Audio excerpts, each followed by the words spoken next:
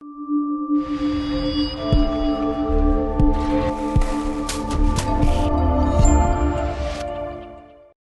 afternoon, and welcome to the Middle East Forum's podcast series, Israel Insider with Ashley Perry. I'm Stacey Roman, and I will be moderating this discussion today. We are pleased to have Ashley Perry, advisor to the Middle East Forum Israel office, join us this week to update us on the latest events going on in Israel. Mr.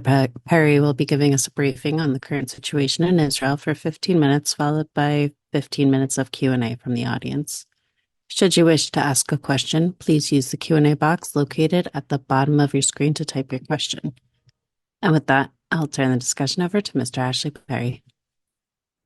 Thank you very much, Stacey, and good evening from Israel. So in the last day or so, we finally received the response of Hamas to the Paris talks guideline. If we remember last week, officials from Israel, the US, Qatar, and Egypt met in Paris to set out some guidelines for a potential next phase hostage release.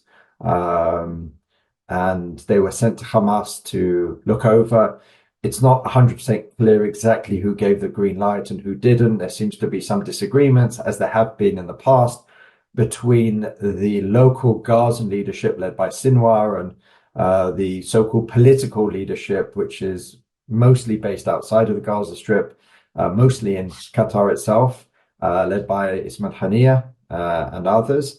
And what came out from Hamas is a response which clearly to any normative Israeli is completely unacceptable. In fact, even President Joe Biden said it was the response, I can't remember the exact wording he used, but something like it's very over the top. What is interesting is it's also not clear exactly whether this document was meant as an opening gambit, whether it was meant for publication.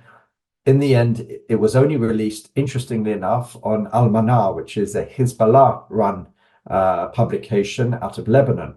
And apparently it caught Hamas very much by surprise, and they're very angry at Hezbollah for doing so.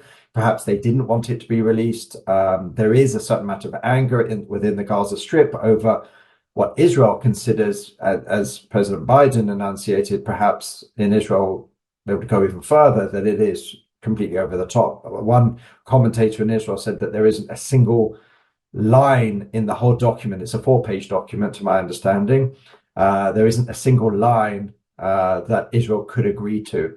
But perhaps it was meant to be kept quiet as an opening gambit. There are some in Israel who see it as not a stage for negotiations, as a complete, write-off. There's nothing that can be gained from this document. Going into it, there's a lot of details, as I said, but basically it talks about a pause in the fighting of 135 days, for 3 stages of 45 days, where there'd be different prisoners released from Gaza. There would be prisoners. I shouldn't call the Israelis prisoners, hostages, but the Palestinian prisoners. These are mostly convicted criminals, murderers, terrorists, etc., etc. And it appears that they want a very high level. They said they want to be able to choose 500 of those who are the most serious offenders. I mean, we're talking about names have been put out. Mustafa Barghouti, who is sitting in prison for multiple murders, a really senior terrorist, and many others. It basically, probably the biggest sticking point is that, coupled with Hamas's demand to end the war, that this deal should be the end of it and there should be a ceasefire afterwards. In truth, the document itself doesn't absolutely demand a ceasefire. They understand probably that's a non-starter for Israel, but they've worded it in a way that that's clearly what they want without specifically requesting it. It's one of these sort of diplomatic, clever ways round, where basically before the final stage, there would be negotiations towards the end of the war. That, for Netanyahu at least, is an absolute non-starter. He has claimed many times that nothing can stop the war until Israel has achieved what he now uses, the terminology he uses regularly is total victory. And that involves, as he said many times, complete destruction of Hamas, return of the hostages, and to disabuse the ability of Gaza to ever be a threat to Israel again. That's what he calls a total victory. And it's clear that if Hamas got their way, that there wouldn't be a total victory. So this is pretty much a non-starter. Interestingly, there's other things in there, like, for example, what Hamas referred to as a return to the 2002 status quo on the Temple Mount. Well, they've got their dates a little bit wrong, because between 2000 and 2003, no Jews were allowed on the Temple Mount at all. So I'm assuming that's what they're referring to. It's not clear exactly because the language they use is a little bit ambiguous, but it's interesting that they're trying to gain a lot of other things. Other parts of the offer or the response is 500 humanitarian trucks a day, up from what it currently is around 200, that all soldiers, Israeli soldiers, even during the 135 days, should not be amongst population centers. There should be no flights over the Gaza Strip. I mean, again, it's sort of it's a non-starter for most Israelis. But we did hear pretty immediately the Prime Minister's response. It's interesting, tonight there were three major press conferences, and I'll tell you why that's significant. First of all, because Prime Minister Netanyahu usually likes to have his press conference to coincide with the 8 o'clock news, which is the main news of the evening. That's when he knows he'll get the most watchers, the most viewing figures, the greatest ratings. But the fact is, he actually moved it forward to 6:30. And the reason for that potentially is numerous. First of all, there was later at the 8 o'clock news a press conference by 5 women, well, 4 women and 1 minor, a girl of 16 years old, who gave a press conference describing their captivity. These were women who were in captivity in Hamas and were released during that first hostage deal. And they basically laid out what they think Netanyahu and the war cabinet and the wider decision-making apparatus should do. And they said that nothing matters except for the release of the hostages. Everything else is secondary. Interestingly enough, because the messaging that's come out of the Hostages Forum has been, while the hostages should be seen as a supreme value, they haven't really touched on the idea that Hamas should not be destroyed, because they know that that's a fairly consensus Israeli opinion. At least 2/3 of the Israeli public believe, if not more, that should be the most urgent part of this war. But it's interesting, at least one of the speakers said that should be a far second to the release of the hostages, and that is what represents total victory, using Bibi's language against him to a certain extent. So perhaps Netanyahu knew, with that coming out, it would seem a bit harsh if he rejected the conditions of Hamas alongside the very emotional words of these women. But also Secretary of State Blinken, who's in the region and is in Israel currently, gave a press conference of his own and also did not want to be probably seen up against, as perhaps some would see it, against the US Secretary of State. Whereas the Americans are very much saying that, they're taking the position that the Hamas offer is very problematic, but they're not completely disregarding it. It's perhaps an opportunity to discuss, to negotiate, to compromise. In fact, there is already talk of a Hamas delegation traveling to Egypt tomorrow to discuss things further, showing that there probably is some flexibility on that. And that's pretty much where there is also disagreement in the Israeli upper echelons. In the war cabinet, no one in the war cabinet, or the wider cabinet, I would assume, considers this response by Hamas to be legitimate, to be anything really that Israel can discuss.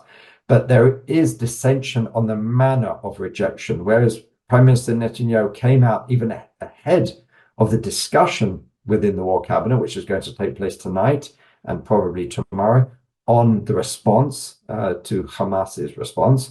There are those who said that we shouldn't have immediately rejected, or Israel shouldn't have immediately rejected it, but should have at least had a substantive discussion first to look like they're taking it seriously, and to basically, instead of just saying no, they could have written up their own response and not done it in such a public way. So there are disagreements within the War Cabinet about the response, not necessarily about what Hamas have written. There's wall-to-wall objection to that, but there certainly is disagreement amongst some of the players in the War Cabinet. Probably this is referring to Gantz and Eisenkot. Interestingly, another part of Secretary of State Blinken's visit, which was initially very controversial, was that Secretary of State was going to have a private one-on-one meeting with IDF Chief of Staff Herzliya. And what's interesting about that is I think it's pretty unprecedented for a foreign official to have a one-on-one meeting with the IDF head. And at the end of the day, while the Chief of Staff of the Army is a very powerful figure, he's not a decision maker, in theory at least. So the fact that the Secretary of State had that on their calendar, rose quite a lot of heckles within Israel. There are a lot of people who are very angry about that. And in the end, Netanyahu probably under pressure, because the fact that it was even on the list of meetings meant it was official. But obviously, because of the anger about that, in the end, the meeting did not happen. Also from the US this week is the placing of 4 Jewish settlers on a blacklist. The US has long, at least for the last few months, if not the last few years, have been talking about what they describe as Jewish settler extremism and violence. And they've very rarely lost an opportunity to talk about that, sometimes even in parallel with Palestinian terrorism. But for the first time, they've actually put 4 Israelis, what they describe as violent Jewish settlers, on a blacklist, meaning that they will not be able to go to America, they won't be able to have dealings with any American, etc. And in fact, further measures were taken even within Israel. There was one of the bank accounts of these people were frozen by an Israeli bank, probably with pressure from the US. And while it's a relatively small measure against a very tiny proportion even of Israeli settlers, what it does show and what it's been described is the first shot across the bow from the Americans to try and deepen divides within the Israeli cabinet, because as we know, the Israeli cabinet, the government, has people like Itamar Ben-Gvir and Bezalel Smotrich, whose base is very much on the right extreme of Israeli politics, very much amongst the Israeli settlers. And they want to, first of all, see if they can create divides there. The US, this is what's been described, but also to start pushing back on Israel and feeling that they're not getting anywhere with the Israeli interlocutors. They want to talk about the day after. There's been a lot of talk this week about the various stages of disengagement from the war and what could come after, with the normalization with Saudi Arabia. Does it come before a Palestinian state? Does it come with an irreversible statement or even movement towards a Palestinian state, as the Americans and the Saudis have demanded? So there is a decision that they want to try and put more pressure on Israel. And this is probably the first of arguably perhaps some future action again to be taken by the Biden administration against Israel. So this is part of the ramping up of pressure. Finally, the budget, the revamped budget for 2024 went through its first reading today. Interestingly, again, perhaps one of the reasons why Prime Minister Netanyahu gave his speech at 6:30 in the afternoon was because that's when the budget vote took place, and it did pass through its first reading. Perhaps to distract from what was going on. There's a lot of people very unhappy about some of the aspects of the budget, not least the cuts across many ministries, across many social services, whereas the ultra-Orthodox sector seems to have been left untouched, what's called the coalition money to the ultra-Orthodox parties. And the leader of United Torah Judaism, Golkanov, made gave an interview today to one of the Haredi media channels and made some startling comments, which have certainly been reported across the mainstream Israeli media, where he said he said, for example, this government won't fall after the war. If there is a commission of inquiry, it will take at least 4 years. He said it won't finish until probably 2028. And what has the government got to do with the failures of October 7th? Really showing that he is quite isolated from the feeling of the people. He had to walk back the comments. He had to try and declare that some of the comments were not true and they were lies, even though there is a recording of him making these statements. But it just goes to show again the sort of the depth of let's say isolation parts of the ultra-Orthodox leadership has from the mainstream public, which is really devoted to what's going on in the war. And it's just going to increase with the proposal today of increasing the service of soldiers, including the increase of those days that Israeli soldiers have to do in the reserves, etc., while the ultra-Orthodox community continues to get largely a blanket deferment from the army. So these are some of the issues which Israelis are talking about today, and I'm happy to answer any questions on these or any other subjects.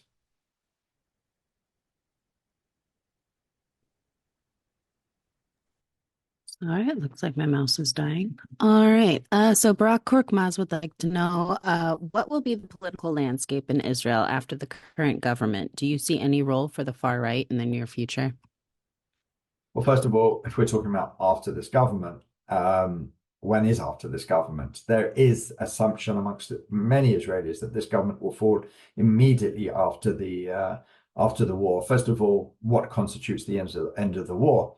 Netanyahu did come out with something very interesting this week. A lot of people have talked about the fact this could go on for years, if not generation. I think someone referred, I think it was Gantz or Gallant at one point. But Netanyahu said that this will be months. This won't be years. It will take most of 2024. So as long as the fighting is going on, Netanyahu will not see any possibility of the government failing or going to elections if he can help it, obviously. So the idea of after this government is still quite a way off. We've spoken about it in previous weeks, how there aren't too many mechanisms to bring down this government unless it comes from within. So let's first of all push that question, put it into context that at the moment there is no after this government. This government is pretty sturdy. Yes, there are disagreements between the far right and Netanyahu and some of the more left-wing elements in Gantz and Eisenkot, but it's holding. It's able to pass a government, a budget. It's able pretty much to run the war. So there's no particular reason to believe that this government won't last, at least for the foreseeable future. Afterwards, of course, it all depends what afterwards looks like. And that depends on how the war ends. If it is this total victory that Netanyahu talks about, that could change things. If it's something less than that, obviously that means something else. But at the moment, the far right, Itamar Ben-Gvir is largely holding his popularity according to polls. Bezalel Smotrich has not. He has gone down below the electoral threshold. We know that the two of them ran last time and received 14 seats, according to most polls that I've seen. I think between them, because Smotrich won't won't pass the threshold, we're talking about 6 seats. So that's quite a collapse of the far right. And as a whole, the parties of the government are losing a lot of favorability. And if elections were held today, then the current government would be out of power, and something close to what the previous government looked like would then step in. But obviously, these are just polls. These are just snapshots of attitudes. They're not elections. So it's very hard to say what will come after, when will be that day after, how this government could fall. And then again, we would have to, the bottom line is there's a lot of details we need to know first before we can look at what the day after this government even looks like. Thanks, So much. Jack Kushner would like to know, what is Israel going to do about Iran's nuclear progress? Netanyahu said that would never happen.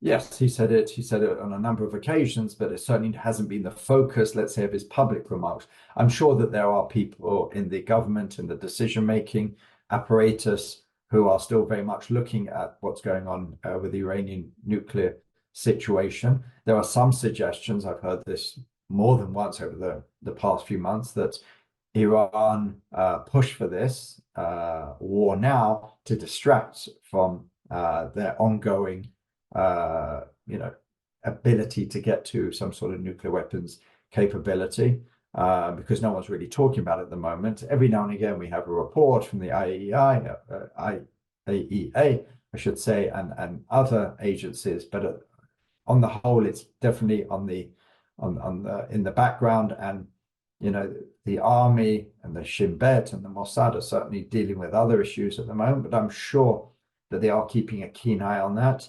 But at the moment, Iran itself is being kept out of the fighting, even though Iranian proxies are not just attacking Israel, but now others like the US and the UK interests and soldiers in the region. But at the moment, no one, not the Israelis, not the Americans, not the Brits, not anyone else, has really attacked in any way Iran. It could be that there'll be a misstep in the future. Iran tries to stay out of it, even though they are behind everything that's going on in the region, including the killing of 3 American soldiers.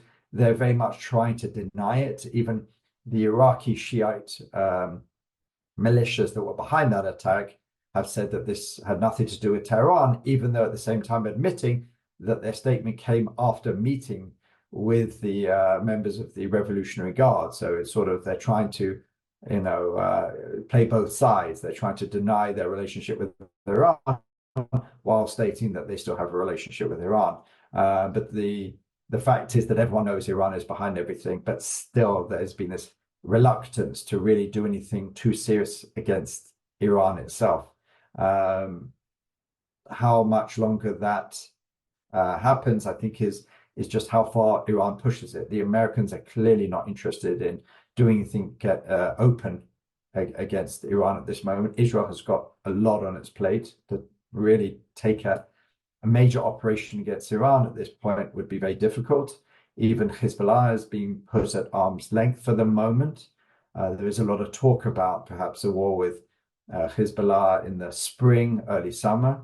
But at the moment, Israel is really trying to focus on destroying Hamas in Gaza. That's where really it's putting most of its assets and abilities and attention span at this point. Absolutely. Thank you.